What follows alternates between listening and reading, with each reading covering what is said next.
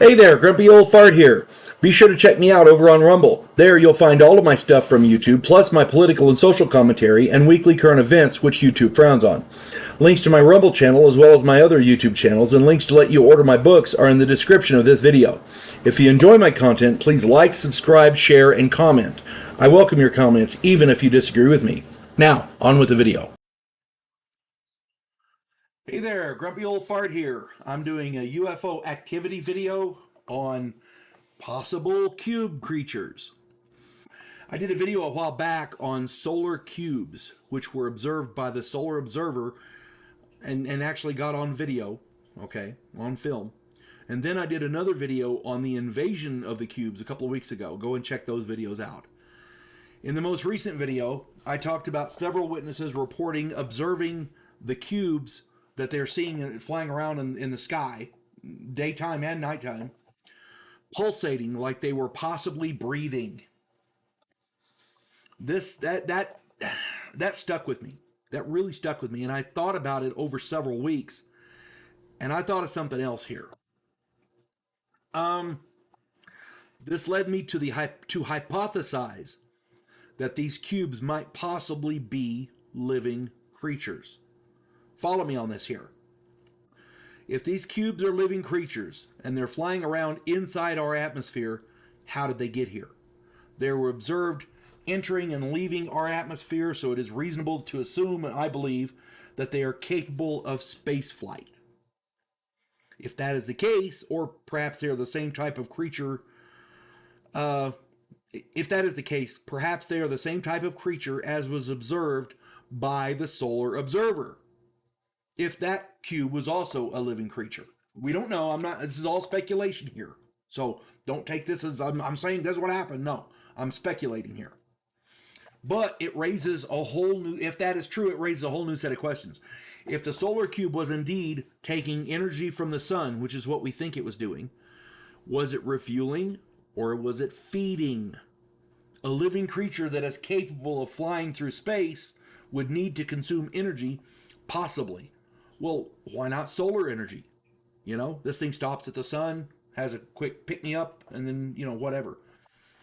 This invasion of the cubes in our skies occurred after the massive cube was seen by, near our sun. Is it possible that the large creature feeding from our sun gave birth to a number of smaller creatures, which are scampering around and playing? After all, they're young, right? Kittens and puppies begin to explore their surroundings as soon as they can walk. Many animals are attracted to light and other energy sources. Perhaps these cube creatures are curious about our planet and those little creatures with the funny machines. What do we know? How do we know how they think? We don't know.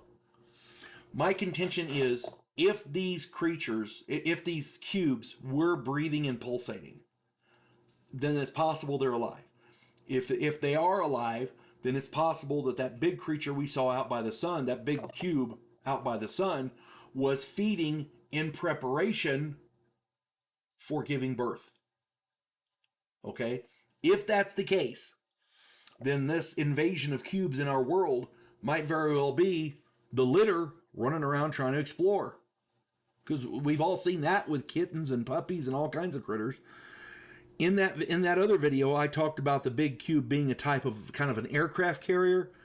Maybe it was an expectant mother. Who knows? And again, all this is speculation. I'm not saying this is what's going on, but at this point, it makes as much sense as anything else. These cubes that we're seeing all over the world, we're seeing in daytime, nighttime. They didn't seem to be worried about being spotted.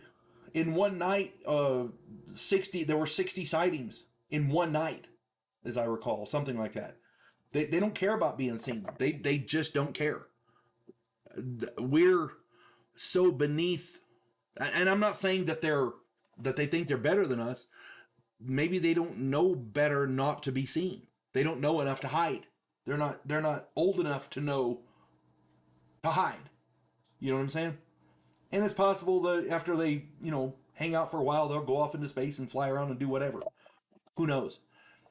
If these are creatures, like I'm hypothesizing here, if these things are creatures, And if Mama was the one out by the sun that gave birth, these things are quite capable of flying through space, which would, you know, preclude that they're going to be on their way soon. We don't know. I would imagine if one of them or however many of them decide to stick around, we'll find out sooner or later. Oh, yeah. I know that's a bit of a reach, but it makes as much sense as anything else. Hope this finds everybody well. You folks have a good one. God bless one and all. There is a house in New Orleans where the monsters all hang out. When the police detective, who happens to be a skinwalker squirrel, uncovers a plot by a paranormal perpetrator, he has to enlist the aid of his fellow housemates.